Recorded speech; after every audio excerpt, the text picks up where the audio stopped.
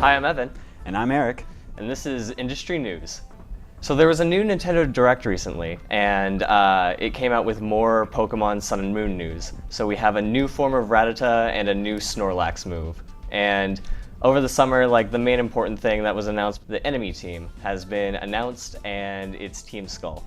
They're I think a lot of people like them because they don't feel villainy, really. Do they just feel sort of like a little bit teenage emo years? Yeah, basically. You have a sort of hipster, colors in her hair lady who's the sub-boss, and then the main boss is disabled scientist, just got out of his lab, and it's hey, I'm gonna take over the world.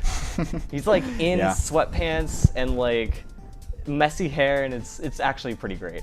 That sounds like a lot of fun. Yeah. And another thing is that they have old Pokemon that they've revamped, and I think most of them are from Gen 1, that they decide, let's just redesign them and give them a new typing and then call it a good day. I mean, that sounds a little bit lazy. Well, they're just going with the flow at this point. Fans keep on saying, Nintendo has no creativity anymore, and they're just I guess you're right, we'll just reuse these old ones. They're just accepting the fact that they're not coming out with many new Pokemon, so they're just straight up reusing the old ones. I mean, they can't win either way.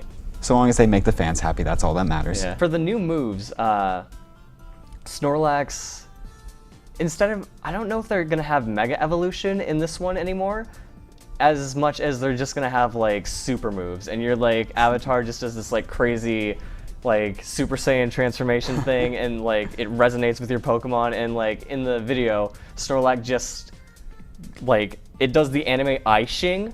He gets up and he just full on sprints towards the enemy and just decimates them. That's pretty impressive for a Snorlax because it's so big and bulky. Yeah. All right. So moving over to the PC side of things, we have a very interesting development in the legal department because Valve is currently being sued by telecommunications giant British Telecom over the use of several proprietary technologies that British Telecom says that they have developed and Valve is using without their legal consent. And these have to do with the distribution and storage of the various games and videos that Valve puts out on their Steam service. It also has to do with Steam voice and text messaging. So obviously that's a very big component of Steam since that's how you keep in touch with all of your friends online. And it also has to do with Steam broadcasting. All of these are the various technologies which British Telecom is saying that Valve is using without proper claiming of the legal rights to do so. And so it's really interesting because these are basic core services for something like Steam, Yeah, these are things that the Steam service needs and a lot of other services across the entire internet need. Some examples are Google, YouTube, just all these very popular services that people use on a very regular basis, and they're basically saying that they're doing this illegally. I can't believe that Steam's getting sued over more or less being Steam, because Steam has had their chat service for a long, long time. I think part of the reason that they've waited so long to hop on this lawsuit against Valve is that they wanted to make sure that it was something that they could try to resolve without going through a lawsuit, because British Telecom said that they contacted Valve about this before and tried to get the situation resolved without going through the avenue of a lawsuit, but apparently Valve just ignored all the complaints that British Telecom had made. For years though, they're okay, Steam, I know you've ignored most of our emails for such a long time, but can you please stop using it now?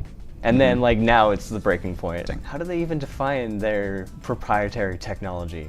Hey, you used a chat service, you can't do that.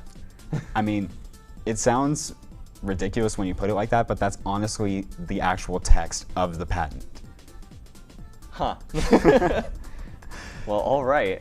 Yeah, so it'll definitely be interesting to see how this one plays out. All right, well, I think that's gonna about wrap it up. I have been Eric. I've been Evan. And this has been Industry News. Now back to our show.